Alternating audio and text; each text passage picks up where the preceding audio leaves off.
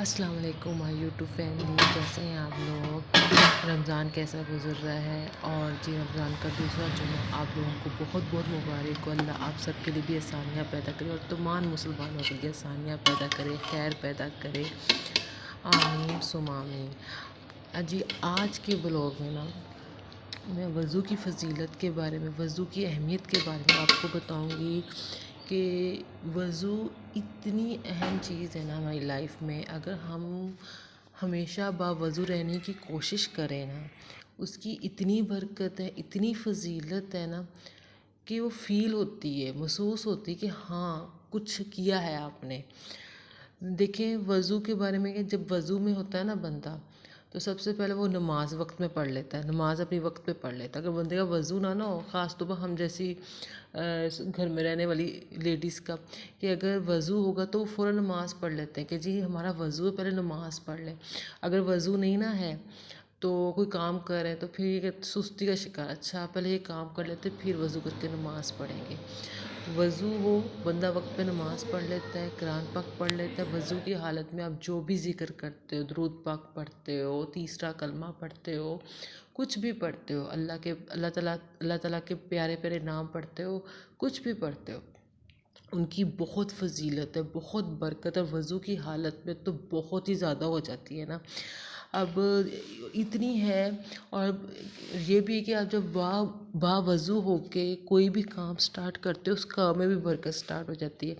اگر آپ باوضو ہو کے گھر کا کھانا بناتے ہو، اس کھانے میں برکت پیدا ہو جاتی ہے۔ باوضو ہو کے کوئی بھی کام کریں، جیسے کہ میرے آج کل بہت سے چھوٹے بہن بھائیوں کے امتحانات چل رہے ہیں، ایگزامس چل رہے ہیں، وہ باوضو ہو کے وضو کر کے اپنی اسٹڈی کا آغاز کریں تو اللہ ان کے اس کام میں بھی برکت اور آسانی پیدا کر دیتا ہے۔ کہ وضو کرنے سے آپ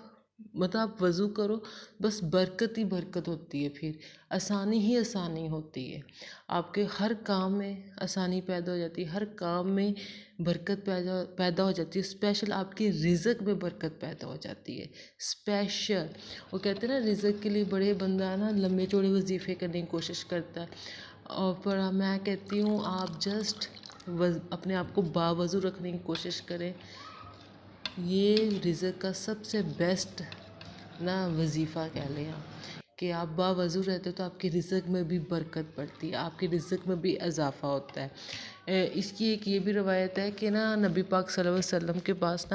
ایک آدمی آیا اور اس نے کہا کہ یا رسول اللہ صلی اللہ علیہ وسلم، گھر میں بڑی تنگ دستی ہے، بڑی غربت ہے، میں کیا کروں؟ تو آپ صلی اللہ علیہ وسلم نے فرمایا باوضو رہو۔ دیکھیں اس سے آپ اندازہ لگا لیں کہ اگر آپ باوضو ہو اور باوضو رہنے کی کوشش کرتے ہو تو آپ کے رزق میں بھی برکت پیدا ہوتی ہے، آپ کے ہر کام میں برکت پیدا ہوتی ہے۔ میں تو یہ مانتی ہوں کہ آپ باوضو ہو کے وضو کر کے جو بھی کام کرتے ہو اس کام میں برکت ہوتی ہے، برکت بھی ہوتی ہے، آسانی بھی ہوتی ہے۔ میں کہتی ہوں کہ آپ گھر سے بھی باہر نکلتے ہو، وضو کر کے نکلتے ہو اور 2 نفل حاجت کے پڑھ کے نکلتے ہو تو آپ کا سفر بھی اچھا گزرتا ہے۔ مطلب یہ نیت کر کے بندہ نفل پڑھے کہ میں خیر و عافیت سے جاؤں اور خیر و عافیت سے واپس کر آؤں، اور جس مقصد کے لیے جا رہا ہوں اس مقصد میں بھی میرے لیے آسانی پیدا ہو، کامیابی پیدا ہو۔ تو وضو کی بہت فضیلت ہے۔ ایک روایت ہے کہ ہمارے پیارے نبی صلی اللہ علیہ وسلم نے ارشاد فرمایا، جب مومن بندہ وضو کرتا ہے اور اس دوران کلی کرتا ہے تو اس کے منہ کے تمام گناہ دھل جاتے ہیں، اور وہ جب ناک صاف کرتا ہے تو ناک کے تمام گناہ دھل جاتے ہیں، جب چہرہ دھوتا ہے تو چہرے کے تمام گناہ دھل جاتے ہیں، یہاں تک کہ پلکوں کی جڑوں سے نکل جاتے ہیں کیا؟ ہمارے گناہ۔ جب ہاتھوں کو دھوتا ہے تو ہاتھوں کے گناہ دھل جاتے ہیں، یہاں تک کہ ہاتھوں کے ناخنوں کے نیچے سے نکل جاتے ہیں۔ جب سر کا مسح کرتا ہے تو سر کے گناہ دھل جاتے ہیں، یہاں تک کہ کانوں سے نکل جاتے ہیں، اور جب پاؤں دھوتا ہے تو پاؤں کے گناہ دھل جاتے ہیں، یہاں تک کہ پاؤں کے ناخنوں کے نیچے سے نکل جاتے ہیں۔ پھر اس کا مسجد کی طرف چل کے جانا اور نماز پڑھنا اس کے مزید فضیلت کا ذریعہ ہوتا ہے۔ آپ دیکھ لیں کہ ایک وضو کرنے کی کتنی فضیلت ہے کہ اگر آپ پراپر ٹھیک طریقے سے وضو کرتے ہو، کلی کرتے ہو، تو آپ کے منہ کے گناہ دھل جاتے ہیں، ناک میں پانی ڈالتے ہو تو اس کے گناہ دھل جاتے ہیں، چہرہ دھوتے ہو تو چہرے کے گناہ دھل جاتے ہو، سر کا مسح کرتے ہو تو سر کے گناہ دھل جاتے ہیں، تو پاؤں دھوتے ہو، ہاتھ دھوتے ہو، گناہ دھل جاتے ہیں۔ تو آپ دیکھیں کتنا فضیلت ہے، کتنی برکت ہے باوضو رہنے کا۔ اور رمضان میں آپ کوشش کرو روزے کی حالت میں زیادہ سے زیادہ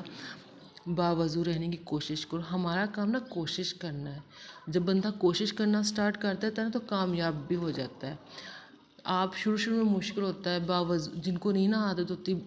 باوضو رہنے کی، ان کو واقعی شروع میں بہت پرابلم پیش آتا ہے، لیکن جب بندہ کوشش کرتا ہے نا، کوشش، اللہ تعالیٰ آپ کی کوشش دیکھتا ہے تو اس کوشش میں برکت ڈال دیتا ہے۔ بس ہمارا کام کوشش کرنا ہے۔ تو یہاں جی میں کارپٹ دھو رہی تھی اور دیکھیں یہ میرا جو کارپٹ تھا نا بہت گندا تھا، ہو گیا تھا، بہت ہی زیادہ گندا ہو گیا تھا۔ وہ آپ نے ٹی وی میں مشہوری دیکھی ہوگی نا کہ سرف والی مشہوری کہ اس میں چائے گرا دو، شربت گرا دو، جوس گرا دو، سالن گرا دو، پتہ نہیں کیا کیا گرا دو تو پھر دھویا جائے کپڑا۔ تو اس کارپٹ بیچارے کے ساتھ بھی نا یہ سب کچھ ہو چکا تھا۔ اس کے ساتھ بہت دفعہ اس پر چائے گر چکی تھی، شربت گر چکے تھے، دودھ گر چکے تھے،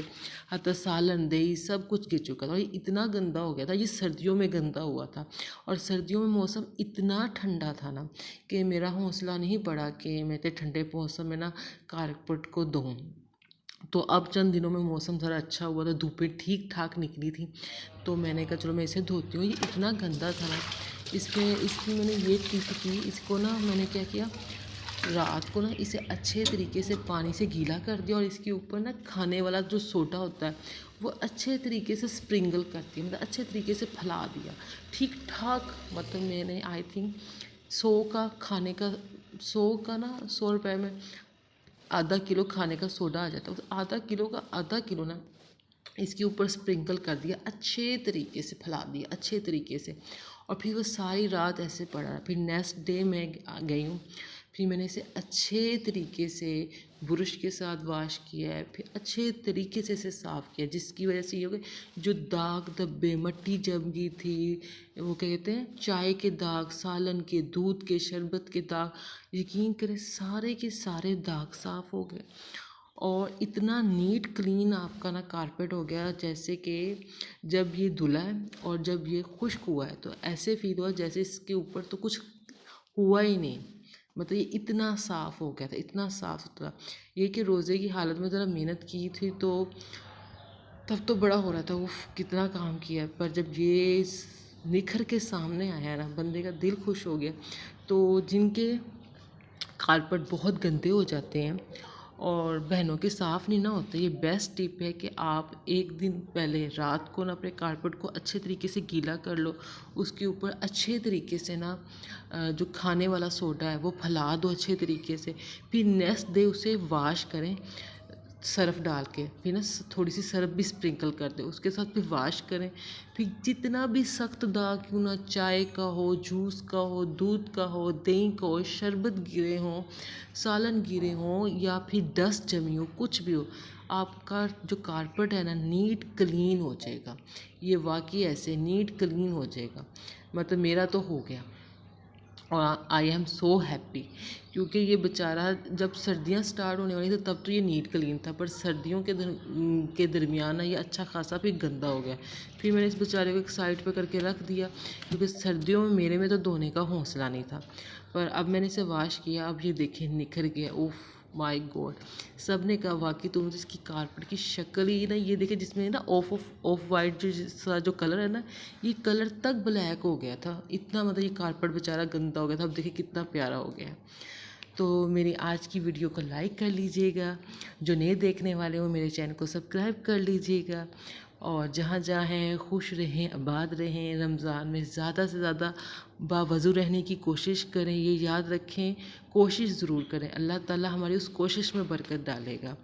اور اللہ تعالیٰ ہم سب کے لیے آسانیاں پیدا کرے، خیر پیدا کرے، آس پاس کے لوگوں کا خیال رکھیں، اسپیشل اسٹریٹ اینیملس ڈاگس اور کیٹس کا خیال رکھیں، آپ ان کے لیے آسانیاں پیدا کریں۔ اللہ تعالیٰ اللہ تعالیٰ آپ کے لیے آسانیاں پیدا کرے گا، جہاں جہاں ہیں خوش رہیں، آباد رہیں، آپ لوگوں کا رمضان بہت اچھا گزرے، آمین ثم آمین۔ اللہ حافظ۔